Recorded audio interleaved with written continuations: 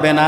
সন্তানগুলোকে আপনি শিক্ষা দেন, পড়াতে হবে। যদি পড়াতে পারেন আপনাকে ছেড়ে দেওয়া হবে। আল্লাহ রসুলের মন খারাপ চাচাকে দেখে। পাশে ছিল আব্দুল্লাহ ইবনে উবাই সুলুল।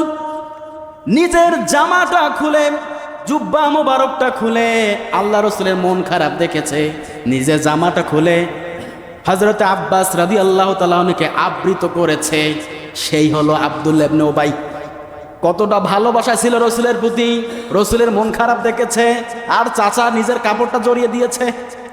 সেই আব্দুল্লাহ ইবনে উবাই মুনাফিক, একাধারে কয়েক বছর আল্লাহ রসুলের পিছনে নামাজ আদায় করেছে। এরকম আল্লাহ রসুল মসজিদে নববীর মধ্যে নামাজ আদায় করায়, আর আব্দুল্লাহ ইবনে উবাই পিছনে।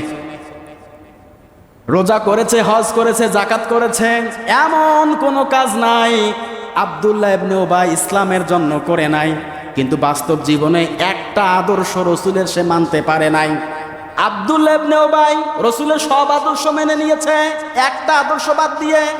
সেটা হচ্ছে এই আল্লাহ রসুল কোরআন দিয়ে যে দেশ পরিচালনা করবে, রাষ্ট্র পরিচালনা করবে, আল্লাহ রসুলকে আব্দুল্লাহ ইবনে উবাই রাষ্ট্রীয় জীবনে মেনে নেয় নাই। সব থেকে বড় মুনাফিক আব্দুল্লাহ ইবনে উবাই। কথা বলেন ঠিক কিনা?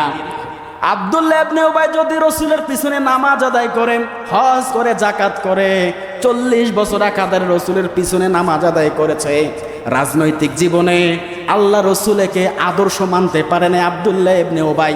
আজকে আমাদের সমাজের দিকে তাকান, হাজারো মুসলমান, লক্ষ লক্ষ মুসলমান বসবাস করছে আমাদের দেশে, অথচ আদর্শ আমাদের অমুক, আদর্শ তমুক। আল্লাহ রসুল যে আদর্শের কথা আমাদেরকে বললেন আমরা মানতে পারি না।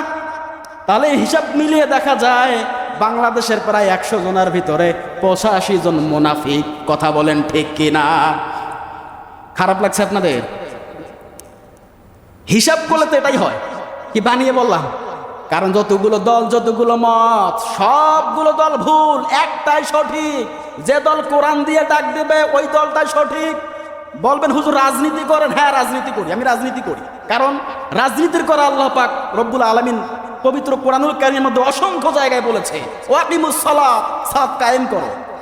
সালাত কায়েম করলে আপনি এইভাবে কায়েম করতে পারবেন না। রাষ্ট্রীয় পর্যায়ে সালাত কায়েম করার হুকুম আল্লাহ পাক দিয়েছেন। পুরা জীবনটাই তো রসুলের রাজনীতি। রসুল যদি রাজনীতি না করতেন 10 বছর কোরআন দিয়ে দেশ শাসন করলেন কিভাবে?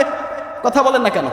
মদিনা আল্লাহ রসুল সাল্লাল্লাহু আলাইহি ওয়াসাল্লাম নিজেই ছিলেন প্রধানমন্ত্রী, রাষ্ট্রনায়ক। কোরআন দিয়ে আল্লাহর নবী 10 বছর দেশ শাসন করেছেন। কথা বলেন ঠিক কিনা?